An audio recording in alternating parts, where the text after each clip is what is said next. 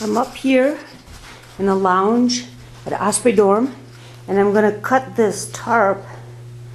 It's actually like a Tyvek sheeting that they use to cover the materials that they bring in to renovate the hotel. I'm going to show you what it is. It's just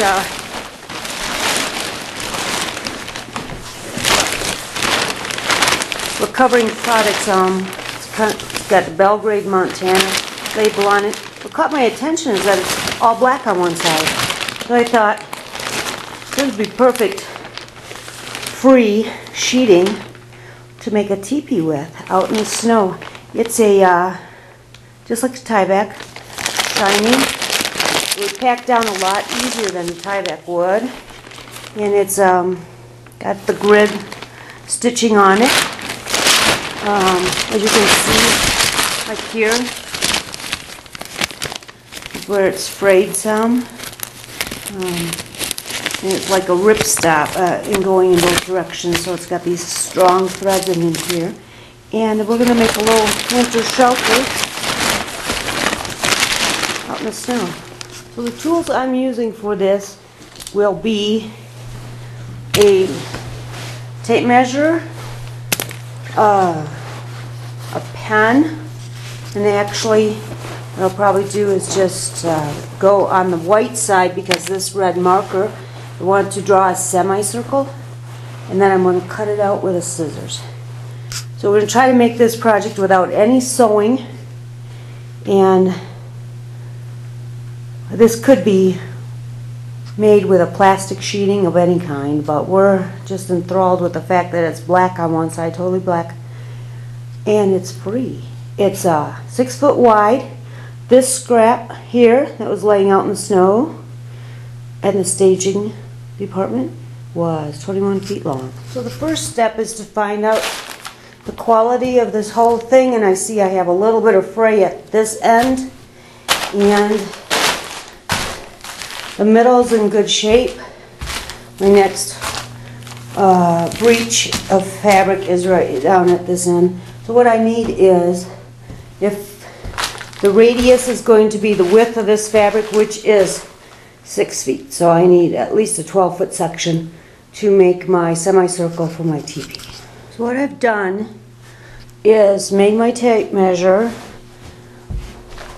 as long as the width of this fabric. I'm going to use it, and I'm going to swing it around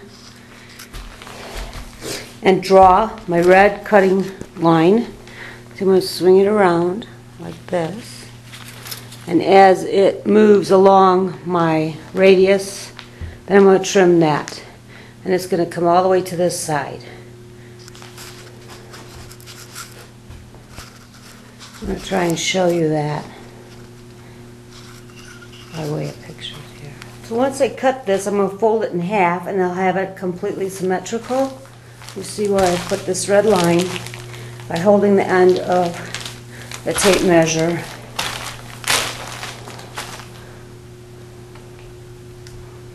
Set as my radius. I'm just going to cut along. I folded this in half, and I'm going to just cut along this line, and then I will have the semicircle shape, and the apex is right there in the corner, and that's where I'm going to suspend it from in a tree and dig out the snow underneath it.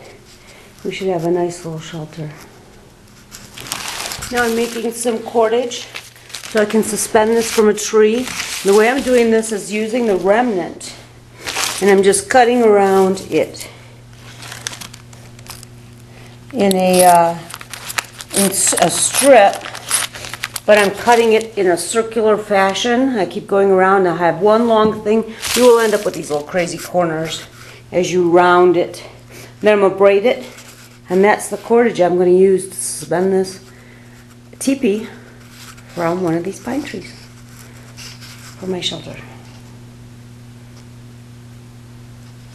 So I braided some cordage, and I put all my scraps together. I'm cleaning up my space, and I'm about ready to go hang this thing.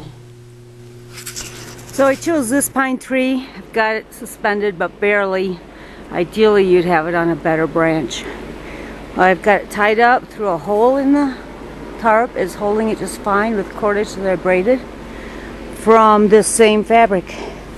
So I've excavated in the inside, and I'm going to keep digging down. And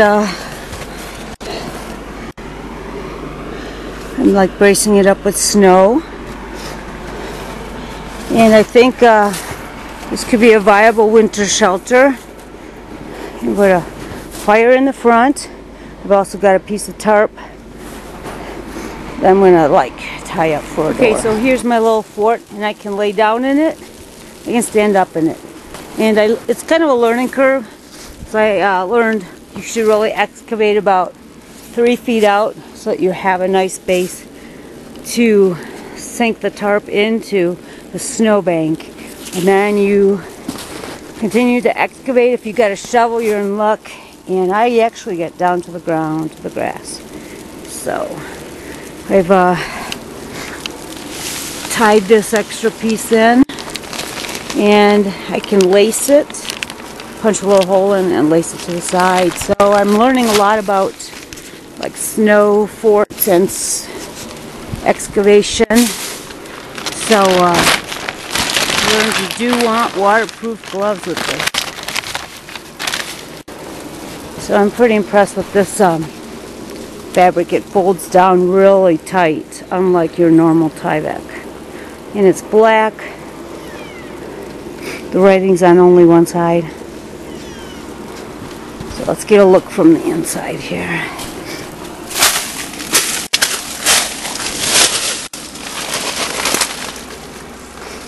As you can see, I'm about 1.5 feet down, which is also good insulation. I could put a little fire in the front here. I got a stick that helps hold this up. Another stick that nails the tarp down to the snowbank.